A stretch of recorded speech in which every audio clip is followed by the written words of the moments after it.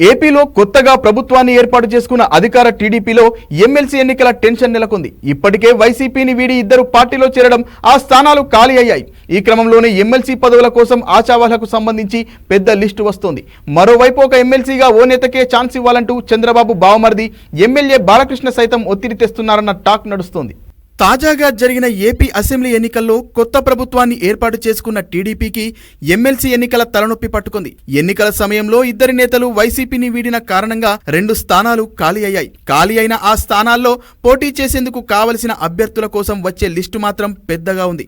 మరోవైపు ఒక ఎమ్మెల్సీగా తాను చెప్పిన ఒక నేతకే ఛాన్స్ ఇవ్వాలంటూ చంద్రబాబు బావమరిది ఎమ్మెల్యే బాలకృష్ణ సైతం ఒత్తిడి తెస్తున్నారన్న టాక్ నడుస్తోంది. ఏపీలో మరో ఎన్నికకు రంగం సిద్ధమవుతోంది.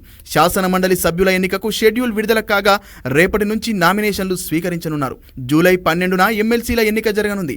ఎన్నికలకు ముందు వైసీపీ నుంచి టీడీపీలో చేరిన రామచంద్రయ్య, ఇక్బాల్ రాజీనామాలతో ఈ ఖాళీలు ఏర్పడ్డాయి. 2 ఏళ్ల కాల పరిమితి ఉన్న ఈ పదవులు టీడీపీకి దక్కే అవకాశాలే ఎక్కువగా ఉన్నాయి. ప్రస్తుతం సభలో టీడీపీ కూటమికి 164 మంది ఎమ్మెల్యేలున్నారు. దీంతో ఎమ్మెల్యేల కోటాలో సులువుగా ఎమ్మెల్సీలను గెలిచే అవకాశం ఉంది.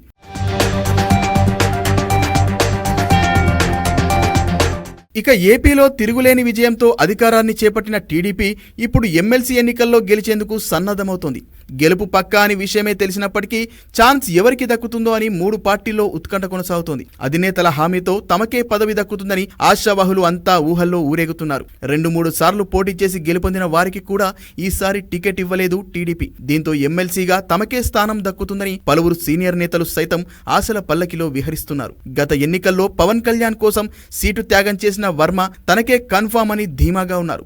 పవన్ కళ్యాణ్ సైతం వర్మకే ఓటు వేస్తుండడం, చంద్రబాబు కూడా వర్మకే మొదటి స్థానం ఇస్తానని మాట ఇచ్చారు. దీంతో వర్మకు ఎమ్మెల్సీ దక్కడం గ్యారంటీ అని భావిస్తున్నారు. మరోవైపు తన హ్యాట్రిక్ విజయం కోసం కృషి చేసిన ఇక్బాల్ కి ఎమ్మెల్సీ ఇవ్వాలని బాలకృష్ణ రికమెండ్ చేస్తున్నారట.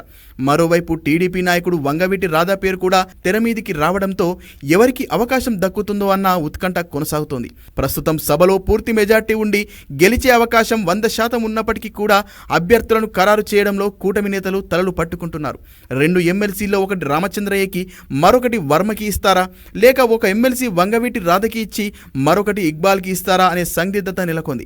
ఈ క్లిష్ట పరిస్థితుల్లో చంద్రబాబు సైతం ఎవరికి టిక్ పెడతారో అని టెన్షన్ వాతావరణం అలుముకుంది. కూటమి ఏర్పాటుతో త్యాగాలు చేసిన నేతలకు న్యాయం చేస్తానని ఇచ్చిన హామీ మేరకు చంద్రబాబు ఎవరికి ఛాన్స్ ఇస్తారో అని సర్వత్రా చర్చనీయాంశమవుతోంది.